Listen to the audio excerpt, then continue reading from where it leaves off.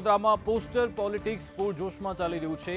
મોદી તુજસે વેર નહીં, રંજન તેરી ખેર નહીં તેવા પોસ્ટર શહેરમાં જોવા મળ્યા। વડોદરા લોકસભા બેઠક પર ભાજપ દ્વારા સતત ત્રીજી વખત સાંસદ રંજનબેન ભટ્ટને રિપીટ કરવામાં આવતા બીજેપીમાં ભારે નારાજગી છે। મોદી તુજસે વેર નહીં, રંજન તેરી ખેર નહીં વગેરે જેવા બેનરો લગાવાયા હતા। મોડી રાત્રે શહેર વિધાનસભાના ધારાસભ્યના વિસ્તારમાં ભાજપના ઉમેદવાર સામે નારાજગી વ્યક્ત કરતા બેનરો લગતા ચકચાર મચી ગઈ હતી। બેનરોમાં રંજનબેન ભટ્ટની કામગીરી અને ઉમેદવારી સામે રોષ વ્યક્ત કરવામાં આવ્યો। રંજનબહેનના વિરોધના પોસ્ટર સોશિયલ મીડિયામાં પણ વાયરલ થયા હતા। જો કે નવાઈની વાત એ પણ છે કે અચાનક આ પોસ્ટરો ગાયબ પણ થઈ ગયા, જ્યારે પોસ્ટર કોણે દૂર કર્યા તે પણ સામે નથી આવ્યું। જે સોસાયટીઓની બહાર બેનર લગાવવામાં આવ્યા હતા ત્યાંના રહીશો પણ કંઈ બોલવા તૈયાર નથી। જો કે પોલીસે તપાસ કરતા જે સમયે પોસ્ટર લગાવાયા તેના સીસીટીવી સામે આવ્યા। આ મામલે પોલીસે યુથ કોંગ્રેસના કાર્યકારી પ્રમુખ હેરી ઓડની અટકાયત કરી છે। જો કે કોંગ્રેસે કહ્યું કે બેનરો લગાવવામાં કોંગ્રેસનો કોઈ હાથ નથી, સીસીટીવીમાં ક્યાંય હેરી ઓડ દેખાતા નથી। તો ભાજપ તરફથી કહેવાયું કે કોંગ્રેસ નામ શેષ થઈ છે એટલે પોસ્ટર લગાવે છે। કોંગ્રેસ જાણે છે ભાજપ અને પીએમ મોદી જીતશે એટલે પોસ્ટરનો સહારો લઈ રહી છે।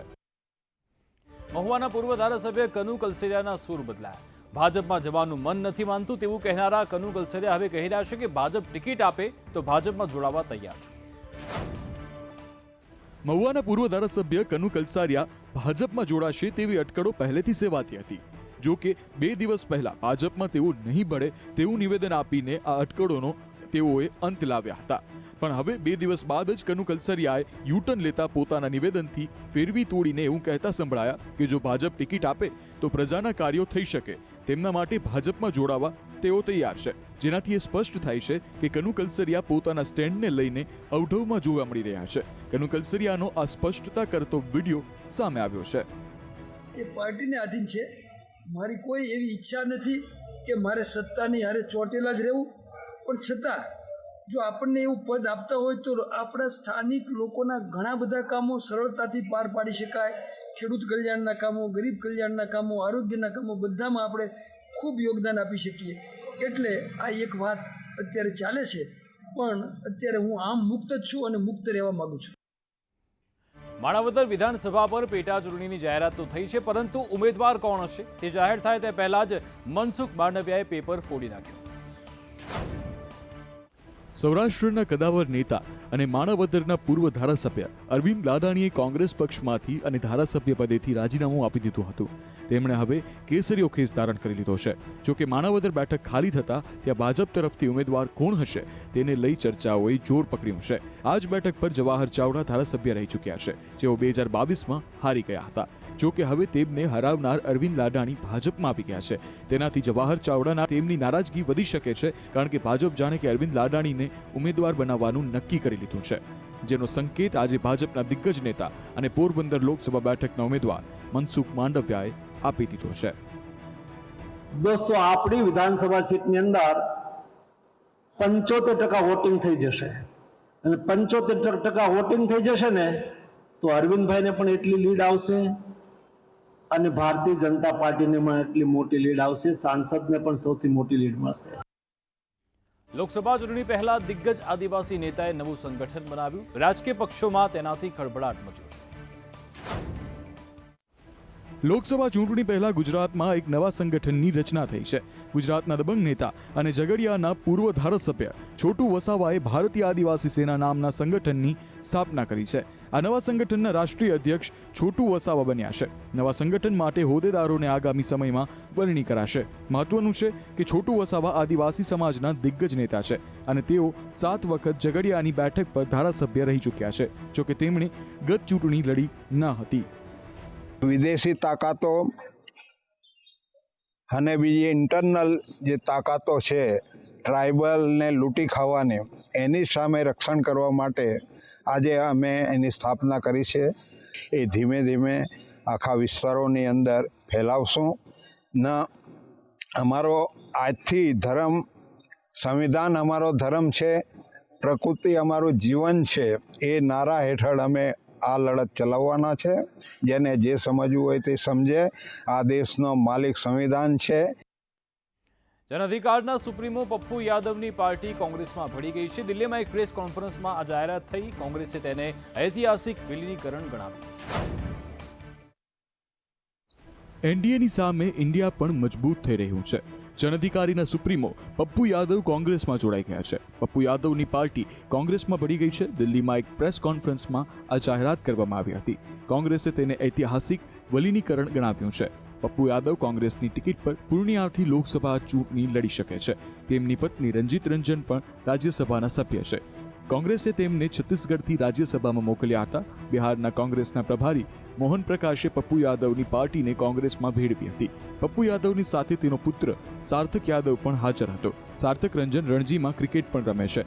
આ પ્રસંગે મોહન યાદવે કહ્યું કે ભાગીદારી ન્યાયથી પ્રભાવિત થઈને પપ્પુ યાદવે કોંગ્રેસમાં ભળવાનો નિર્ણય કર્યો. પપ્પુ યાદવના આવવાથી બિહારમાં કોંગ્રેસની સાથે ઘટક પક્ષોને પણ તાકાત મળશે.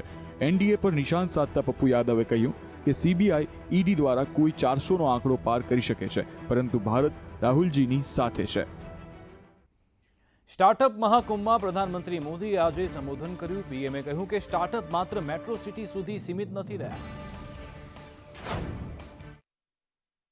आज पूरा देश गर्व से कह सकता है कि हमारा स्टार्टअप इकोसिस्टम सिर्फ बड़े मेट्रो शहर तक सीमित नहीं है. और अभी छोटी सी फिल्म में भी दिखाया गया, ये देश के 600 से अधिक जिलों तक पहुंच चुका है. भारत की स्टार्टअप क्रांति का नेतृत्व आज देश के छोटे शहरों के युवा कर रहे हैं. कुछ लोग सोचते हैं कि हमारे स्टार्टअप सिर्फ टैक्स स्पेस तक ही सीमित है, लेकिन मुझे खुशी है कि आज agriculture, textile, medicine, transport, space, even मैंने देखा योगा में स्टार्टअप शुरू हुए हैं. દિલ્હી હાઈકોર્ટે આજે મુખ્યમંત્રી અરવિંદ કેજરીવાલને વારંવાર સમન્સ મોકલવા મામલે એન્ફોર્સમેન્ટ ડિરેક્ટોરેટને સમન્સ પાઠવ્યું. 2 અઠવાડિયામાં પોતાનો પક્ષ રજૂ કરવા કોર્ટે જણાવ્યું.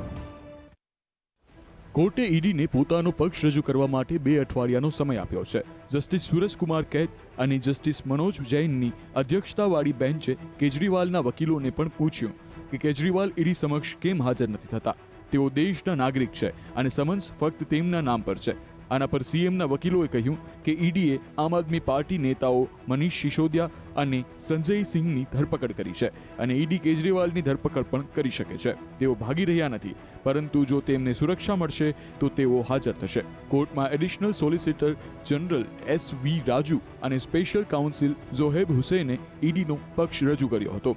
કેજરીવાલ વતી વરિષ્ઠ વકીલ અભિષેક મનુ સિંઘવી અને વિક્રમ ચૌધરી કોર્ટમાં હાજર રહ્યા હતા. આ મામલે આગામી સુનાવણી 22 એપ્રિલે થશે, જ્યારે કેજરીવાલ 18 માર્ચે દિલ્હી જલ બોર્ડ કેસમાં હાજર થયા ન હતા. ત્યારે આમ આદમી પાર્ટીએ કહ્યું હતું કે ઈડી સમન્સ ગેરકાયદેસર છે. મોરબી પાટીદાર સમાજની દીકરીઓ વિશે સુરતમાં જાહેરમાં ટિપ્પણી કરનાર કાજલ હિન્દુસ્તાનીએ આજે સોશિયલ મીડિયાના માધ્યમથી સ્પષ્ટતા કરી. કહ્યું કે મારા પર ખોટા આરોપ લગાવ્યા છે. લોકોને એમ લાગ્યું કે બેન નથી આવતા, કદાચ ડરી ગયા છે, કદાચ ફેસ નથી કરી શકતા. રિયલી તમને એમ લાગે છે કે હું કોઈ પણ સિચ્યુએશનથી ભાગી શકું, જ્યારે મારામાં આટલી શક્તિ છે કે હું દરેક સિચ્યુએશનને ફેસ કરી શકું છું? મેં કરી બી છે અને એમાં મેં સાબિત બી કર્યું છે. કાલના આખા ઘટનાક્રમમાં કોંગ્રેસના જાતિવાદી ઠગોએ મારા ઉપર ખૂબ અટેક કર્યા, એ લોકોના સાથીદારોએ અટેક કર્યા. મગર શ્રી કૃષ્ણ ભગવાનના રૂપમાં પાટીદાર સમાજના અને હિન્દુ સમાજના એ મારા સમસ્ત ભાઈઓ મારા માટે મને ડિફેન્ડ કરવા માટે આવ્યા. કદાચ હું એમ માનું કે દ્રૌપદીને તો કૃષ્ણ ભગવાન જ બચાવવા આવ્યા હતા, એને ડિફેન્ડ કરવા આવ્યા હતા, પણ મને તો મારા કેટલા બધા ભાઈ બહેનોએ સપોર્ટ આપ્યો. કદાચ મારી પાસે નંબર્સ નહીં હોય તો હું પોતાને બહુ સૌભાગ્યશાળી માનું છું. અને મનમાં એ લાગે છે કે સાચે મેં કાંઈક તો પુણ્ય ગયા ભાવમાં કર્યા છે કે મને આ ભાવમાં એટલા સપોર્ટિવ ભાઈ બહેન મળ્યા છે. થી સુરતમાં ઠાલવવામાં આવતા 230 કિલો શંકાસ્પદ પનીરના જથ્થાને ઝડપાયો છે. લેબોરેટરીના રિપોર્ટમાં ભેળસેળ જણાશે તો થશે કાર્યવાહી. સુરતના પાંડેસર વિસ્તારમાંથી શંકાસ્પદ પનીરનો જથ્થો ભરેલા ટેમ્પો આરોગ્ય અધિકારીઓના હાથે લાગ્યો છે. ટેમ્પોમાંથી 230 કિલો જેટલો પનીરનો જથ્થો મળી આવ્યો હતો. આરોગ્ય અધિકારીને પ્રાથમિક નજરે તો પનીર અખાદ્ય હોવાનું લાગી રહ્યું હતું. ત્યારબાદ ડ્રાઈવરની પૂછપરછ કરતા વલસાડથી આ પનીર સુરતના પાંડેસરા અને ઉધના વિસ્તારમાં વહેંચવા માટે લાવ્યા હતા. 400 થી 500 રૂપિયા કિલો મળતું પનીર માત્ર 150 થી 180 રૂપિયામાં કિલો વેચાતા હોવાનું જાણવા મળ્યું હતું. ઉલ્લેખનીય છે કે આ પ્રકારના ભાવ પરથી અંદાજો લગાવી શકાય કે પકડાયેલા પનીરમાં મોટા પ્રમાણમાં ભેળસેળ હોઈ શકે છે. જોકે આ પનીરમાં કેવું ભેળસેળ હશે તે તો લેબોરેટરીના રિપોર્ટ્સમાં ખુલાસો થશે. પબ્લિક હેલ્થ લેબોરેટરીમાં તપાસ્યા બાદ એમાં ભેળસેળ જણાઈ આવશે તો ફૂડ એક્ટ મુજબની કાયદાકીય કાર્યવાહી કરવામાં આવશે. ગુજરાત યુનિવર્સિટીની બવાલને જોતા VNSGUના સત્તાધીશો પણ હરકતમાં આવ્યા. વિદ્યાર્થીઓના હિતમાં મોટો નિર્ણય કરાયો છે. વીર નર્મદ દક્ષિણ ગુજરાત યુનિવર્સિટીમાં અફઘાનિસ્તાનના 38, બાંગ્લાદેશના 2 વિદ્યાર્થીઓ સહિત કુલ 53 વિદેશી વિદ્યાર્થીઓ અભ્યાસ કરે છે, જેમની VNSGU દ્વારા પણ તકેદારી રાખવામાં આવી રહી છે. આ વિદ્યાર્થીઓ યુનિવર્સિટીના વિવિધ ફેકલ્ટીમાં અભ્યાસ કરી રહ્યા છે અને હોસ્ટેલમાં રહે છે. યુનિવર્સિટીમાં કોઈ ગેરઘટના ન બને તે માટે પોલીસ દ્વારા ખાનગી વસ્ત્રોમાં પેટ્રોલિંગ હાથ ધરાશે. વિદેશી છાત્રોને કોઈ પણ મુશ્કેલી લાગે તો તાત્કાલિક મેનેજમેન્ટ સુધી પહોંચવા જણાવાયું છે. ઉપરાંત વોટ્સએપ ગ્રુપમાં મેસેજ કરી જાણ કરવા માટે વિદેશી વિદ્યાર્થીઓને સૂચના આપવામાં આવી છે. આપને જણાવી દઈએ કે ગુજરાત યુનિવર્સિટીમાં વિદેશી વિદ્યાર્થીઓ પર થયેલા હુમલાની ઘટનાના પડઘા દિલ્હી સુધી પડ્યા છે.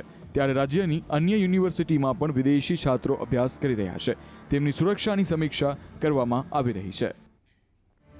ગુજરાતમાં આગામી 5 દિવસ ઘરની બહાર નીકળવું અઘરું પડશે, કારણ કે હવામાન વિભાગે માથું ફાટી જાય તેવી ગરમીની આગાહી કરી છે. રાજ્યમાં લાંબા સમયથી ચાલી રહેલી ડબલ સિઝન હવે પૂરી થઈ ગઈ છે, કારણ કે હવે અંગ દજાડે તેવી ગરમીની શરૂઆત થઈ ગઈ છે. પ્રારંભમાં જ સૂરજદાદાએ પોતાનો પ્રકોપ બતાવી દીધો છે. આ સાથે જ કચ્છ અને સૌરાષ્ટ્રમાં 5 દિવસ હીટવેવની આગાહી કરવામાં આવી છે. પોરબંદર અને કંડલામાં 5 દિવસ આકરો તાપ પડશે તો રાજ્યના 12 શહેરોનું તાપમાન આજે 37 ડિગ્રીને પાર પહોંચશે. આ સાથે માર્ચ પૂરો થતા તો ગુજરાતીઓ ગરમીથી ત્રાહિમામ પોકારી જશે તેવી આગાહી સામે આવી છે. આજે હવામાન વિભાગે કરેલી આગાહી પ્રમાણે રાજ્યમાં હીટવેવની પણ આગાહી કરવામાં આવી છે. આપને જણાવી દઈએ કે દર વર્ષે માર્ચ મહિનાની શરૂઆતથી જ ઉનાળાની શરૂઆત થઈ જતી હોય છે, પરંતુ આ વર્ષે અગાઉના વર્ષની તુલનામાં માર્ચ મહિનાનું સામાન્ય તાપમાન ઓછું રહ્યું છે. આ પગલે ગત દિવસે 4 શહેરોમાં તાપમાન 36 ડિગ્રીને પાર પહોંચ્યું છે, જેમાંથી 6 શહેરોમાં તાપમાન 35 ડિગ્રી પાર નોંધાયું છે. તેમજ તાપમાનમાં વધારો થવાની આગાહી કરવામાં આવી છે. માર્ચના અંત સુધીમાં તાપમાન 40 ડિગ્રી સુધી જશે તેવી આગાહી કરાઈ છે. સોનું આજે ઓલ ટાઈમ હાઈ પહોંચ્યું છે. સોનાનો ભાવ 206 રૂપિયા વધી 65,795 પર પહોંચ્યો. ઇન્ડિયા બુલિયન એન્ડ જ્વેલર્સ એસોસિએશનના જણાવ્યા અનુસાર 10 ગ્રામ સોનું 206 રૂપિયા વધીને 65,795 રૂપિયા થઈ ગયું છે. આ મહિનાની શરૂઆતમાં 11 માર્ચે સોનાએ 65,646 રૂપિયા પ્રતિ 10 ગ્રામની સર્વકાલીન ઊંચી સપાટી બનાવી હતી. સાથે જ આજે ચાંદીમાં પણ નજીવો વધારો જોવા મળી રહ્યો છે.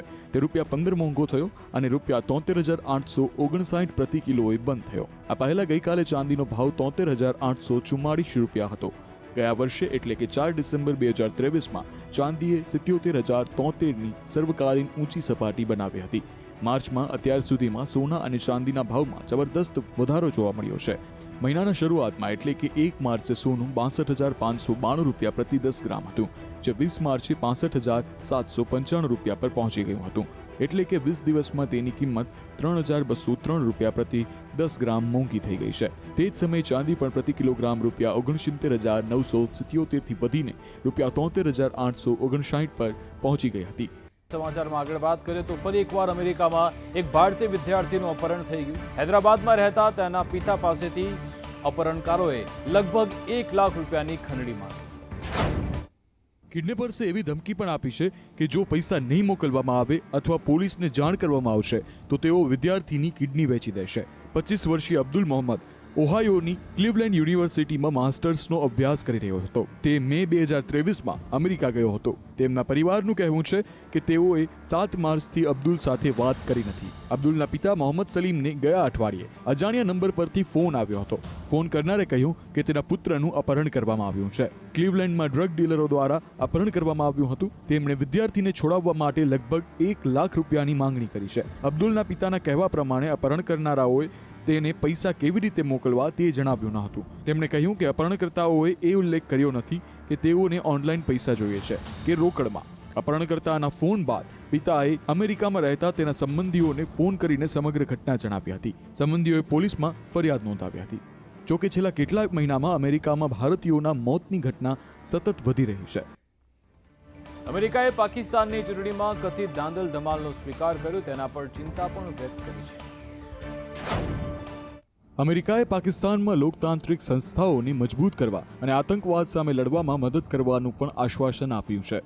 હકીકતમાં અમેરિકન રાજદ્વારી અને પાકિસ્તાન બાબતોના નિષ્ણાંત ડોનાલ્ડ લુએ પાકિસ્તાનની ચૂંટણીમાં કથિત ધાંધલ ધમાલને લઈને સંસદીય સમિતિને તેમની લેખિત જુબાની મોકલી હતી, જે હવે સાર્વજનિક કરવામાં આવી છે. લુએ દ્વારા ઘણા મુદ્દાઓ પર ચિંતા વ્યક્ત કરવામાં આવી હતી અને બંને દેશોના ભવિષ્યને લઈને પોતાના વિચારો પણ વ્યક્ત કર્યા હતા. તેમણે કહ્યું કે યુએસ સ્ટેટ ડિપાર્ટમેન્ટ પાકિસ્તાનમાં ચૂંટણી હિંસા, માનવ અધિકાર અને સ્વતંત્રતા પર પ્રતિબંધ, મીડિયા પર હુમલા અને સંચાર સેવાઓ પરના પ્રતિબંધોની નિંદા કરે છે. ચૂંટણી પ્રક્રિયામાં કથિત ગોટાળા અંગે પણ ચિંતા વ્યક્ત કરવામાં આવી હતી અને કહ્યું હતું કે આરોપીઓની વિગતવાર તપાસ થવી જોઈએ. લુએ કહ્યું કે પોલીસ, રાજકારણીઓ અને જાહેર સભાઓ દરમિયાન હુમલાઓ થયા છે. અનેક પત્રકારો, ખાસ કરીને મહિલા પત્રકારોને હેરાન કરવામાં આવ્યા હતા. આંતરરાષ્ટ્રીય મોનિટરિંગ ટીમને પણ ચૂંટણીના દિવસે મતગણતરીની સમીક્ષા કરવાની મંજૂરી આપવામાં આવી ન હતી. મોબાઈલ અને ઇન્ટરનેટ સેવાઓ પણ બંધ કરી દેવામાં આવી હતી. જોકે ડોનાલ્ડ લુએ પાકિસ્તાનની ચૂંટણીને લઈને પણ કંઈક સકારાત્મક કહ્યું છે. પાકિસ્તાનના બલુચિસ્તાનમાં એક વિસ્ફોટને કારણે કોલસાની ખાણ તૂટી ગઈ હતી, જેમાં 12 લોકોના મોત થયા, જ્યારે કે 8 લોકોને બચાવી લેવાયા. આ ઘટના હરનાઈ જિલ્લાના હરદાલો વિસ્તારમાં બની હતી. અકસ્માત થયો ત્યારે ખાણમાં 20 મજૂરો કામ કરી રહ્યા હતા. બલુચિસ્તાનના ચીફ માઇન્સ ઇન્સ્પેક્ટર અબ્દુલ ગની બ્લોચે કહ્યું હતું કે ગઈકાલે રાત્રે મિથેન ગેસ વિસ્ફોટ થયો ત્યારે ખાણમાં 20 કામદારો હાજર હતા. તેમણે કહ્યું કે બુધવારે સવારે બચાવ કાર્ય પૂર્ણ થયું હતું. ટીમને ખાણની અંદરથી 12 મૃતદેહો મળી આવ્યા હતા, જ્યારે 8 ઘાયલ લોકોને તાત્કાલિક હોસ્પિટલમાં લઈ જવામાં આવ્યા હતા. મૃતકોની સંખ્યાની પુષ્ટિ કરતા હોંગકોંગમાં નવો રાષ્ટ્રીય સુરક્ષા કાયદો પસાર થયો છે. તેને ડ્રાફ્ટ ગયા મહિને જ સામાન્ય જનતા માટે રજૂ પણ કરાયો હતો. ચીને હોંગકોંગમાં સુરક્ષાને લઈને બનેલા નવા કાયદાનું સમર્થન કર્યું છે. ચીને બ્રિટન અને યુરોપિયન યુનિયનની ટીકા કરી હતી, જેમણે આ કાયદાઓને અત્યંત કઠોર ગણાવ્યા હતા. નવા કાયદાના બચાવમાં ચીને કહ્યું છે કે અમેરિકા, બ્રિટન અને યુરોપિયન યુનિયને હોંગકોંગના કાયદાકીય મુદ્દાઓમાં દખલ કરવાનું બંધ કરવું જોઈએ. ચીને સ્પષ્ટ શબ્દોમાં કહ્યું છે કે આ હોંગકોંગનો આંતરિક મામલો છે. તમામ દેશોએ દક્ષિણ ચીનના શહેરમાં તેમનો વસાહતી પ્રભાવ ચાલુ રાખવાનો ભ્રમ છોડી દેવો જોઈએ. ટીકાકારો કહે છે કે આ કાયદાઓની મદદથી અસંમતિને કચડી નાખવામાં આવશે. તમને જણાવી દઈએ કે હોંગકોંગ બ્રિટિશ કોલોની છે. તેને 1997માં એક દેશ બે વ્યવસ્થાના સિદ્ધાંત હેઠળ ચીનને પરત સોંપવામાં આવ્યું હતું.